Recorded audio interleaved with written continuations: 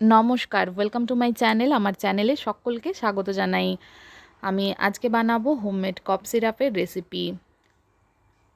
এখন season change হচ্ছে, শীতের শুরুতে কিন্তু ছোট থেকে বড় সকলেরই কাশি হয়ে থাকে, শুকনো কাশি অথবা কফের কাশি হয়ে থাকে, ঠান্ডা লেগে যায় এই সময়টা। সে কারণে এই সময় কিন্তু এই কফ সিরাপটা আপনারা বাড়িতে তৈরি করে খেতে পারেন। ভীষণই সহজ, বাড়িতে কয়েকটা সহজলভ্য উপকরণ দিয়ে এটা তৈরি করব। এখানে আমি 10-12টা তুলসী পাতা তুলে রেখেছিলাম, তুলে এটাকে ভালো করে ধুয়ে জলে ভিজিয়ে রেখেছি যাতে তুলসী পাতাটা ফ্রেশ থাকে। তুলসী পাতা ভেজানো জলও কিন্তু আমাদের শরীরের জন্য ভীষণ উপকারী। সর্দি কাশির জন্য যেরকম ভালো, সেরকম কোলেস্টেরল, ডায়াবেটিস এগুলোর জন্য কিন্তু ভীষণ উপকারী। আর এখানে 1/2 ইঞ্চি আমি কাঁচা হলুদ নিয়েছি, কাঁচা হলুদের খোসা ছাড়িয়ে টুকরো করে নিয়েছি। কাঁচা হলুদও কিন্তু কাশির জন্য, সর্দি কাশির জন্য ভীষণই উপকারী। গলা ব্যথা, সর্দি কাশি এগুলোর জন্য কাঁচা হলুদ ভীষণ উপকারী। তার সাথে সাথে ডায়াবেটিস, কোলেস্টেরল এগুলোর জন্য কিন্তু কাঁচা হলুদের রস ভীষণই উপকারী। এখানে আমি খোসা ছাড়িয়ে 3টে টুকরো করে নিয়েছি। আর আমার লাগবে যেটা, সেটা হচ্ছে মধু। মধুর উপকারিতা প্রায় সকলেই জানে, এটা আলাদা করে বলবার কিছু নেই।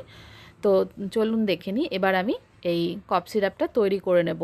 আর এই ভিডিওটা যদি আপনাদের ভালো লাগে, আমার চ্যানেলটাকে সাবস্ক্রাইব করার অনুরোধ রইল।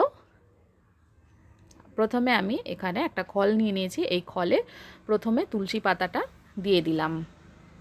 তুলসী পাতা কিন্তু তুলসী পাতার রস, যাদের হাই কোলেস্টেরল রয়েছে তাদের জন্য কিন্তু তুলসী পাতার চা বা তুলসী পাতার রস ভীষণই উপকারী। কাশি না থাকলেও কিন্তু ছোট বাচ্চাদের তুলসী পাতার রস মধুর সাথে মিশিয়ে দেওয়া যেতেই পারে। এবার তুলসী পাতাটাকে থেতো করা হয়ে গেলে আমি এর মধ্যে কাঁচা হলুদটা থেতো করে নিচ্ছি।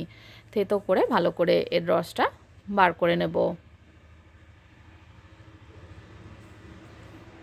কাঁচা হলুদটাও থেতো করে নিচ্ছি, যতক্ষণ না ভালোভাবে রস বেরিয়ে যায় ততক্ষণ থেতো করে নেব। ভালো করে আমি ওটাকে থেতো করে নিয়েছি। এবার হাতের সাহায্যে চিপেই কিন্তু রসটা বার করে নিতে হবে। দেখুন আমি হাত দিয়ে চিপে চিপে রসটা বার করে নিলাম। এবার এর মধ্যে আমি 1 চামচের মতন মধু মিশিয়ে নেব।